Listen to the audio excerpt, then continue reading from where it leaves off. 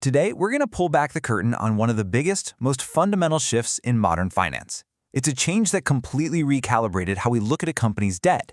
Yep, let's get into the story of the lease liability. For decades, that question wasn't some kind of what-if scenario. It was the reality. You had companies leasing everything: storefronts, office buildings, entire fleets of airplanes, with massive financial commitments that were basically invisible on their balance sheets. This created a huge transparency gap for anyone trying to understand what was really going on. And the scale of this hidden financial world, it was absolutely staggering. When the new accounting rules finally went into effect, they forced nearly $3 trillion of these obligations out of the shadows and onto corporate balance sheets around the globe. And let's be clear, this wasn't new debt. It was debt that was finally being seen for what it was. So how on earth did this happen? How were trillions of dollars in obligations kept off the books for so long? Well, for years, the accounting rules themselves created a kind of loophole that companies, they definitely used to their advantage. Let's break down exactly how it worked. The secret sauce, if you will, was something called an operating lease. See, if a lease agreement met certain criteria, the rent payments were treated just like any other operating expense, kind of like paying the electricity bill. But what about the massive, long-term obligation to keep paying that rent for years and years?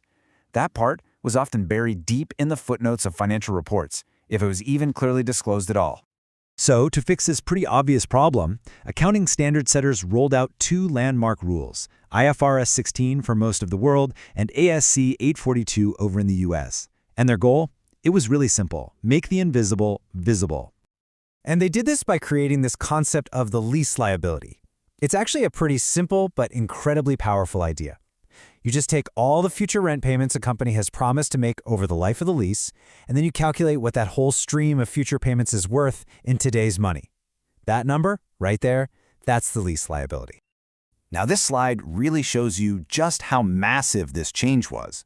We went from a world where all this was off-balance sheet, where a company's true debt was totally understated, to a new world where it's right there on the balance sheet.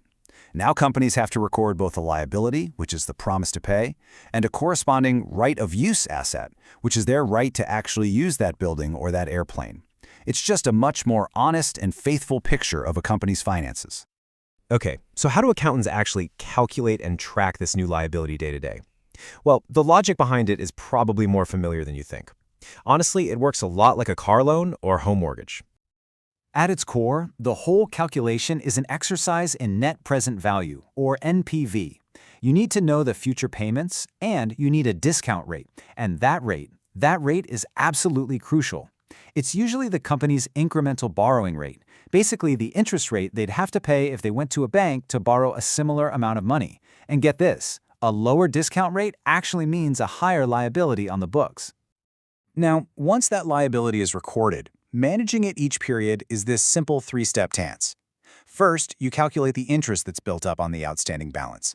Second, you account for the cash payment you made. And third, you reduce the liability by the difference between those two, which is the principal portion of your payment. And this table here, this is a perfect illustration of that process. It's just a standard amortization schedule. Just look at that interest expense column. See how in year 1, over $6,000 of that payment is just interest? But by year 5, it drops all the way down to about $1,400. This is what we call front-loading the expense, and it means the hit to the income statement is actually bigger in the early years of the lease. So, as you can probably imagine, adding trillions of dollars in liabilities to corporate balance sheets all at once sent a massive shockwave through the financial world. The impact was immediate, and it was dramatic. This chart gives you a glimpse of the real-world impact. When the U.S. rule finally took effect, the overall leverage ratio for non-financial companies jumped by 1.8 percentage points, almost overnight. And just remember, this wasn't because they took on new debt. It was just accounting finally catching up to what was already there. And the impact went way beyond just one ratio. All of a sudden, debt-to-equity ratios surged. The current ratio, which is a key measure of short-term financial health, often dropped. And this created a very real risk for a lot of companies of violating their loan agreements, what we call debt covenants, simply because the accounting rules changed the math. But here's the twist. For investors, for analysts, this shockwave was actually a gift. It provided a powerful new toolkit for understanding the true financial strength or weakness of a company. The single biggest win, without a doubt, was comparability. For the first time ever, you could fairly compare a company that leases its entire fleet of airplanes with another airline that borrows a ton of money to buy them. Before, one looked way less indebted than the other. Now, the economic reality of their obligations is right there for everyone to see. Apples to apples. Now, it's not perfectly harmonized across the globe just yet. Any good analyst needs to know that the international standard, IFRS 16, and the U.S. standard, ASC 842, do have some key differences. For example, the international rules have a really handy exemption for low-value assets, like laptops or office furniture. The U.S. standard doesn't have that. These kinds of details really matter when you're comparing global competitors. So, what's the bottom line for an investor? Well, it's this. The valuation game has fundamentally changed.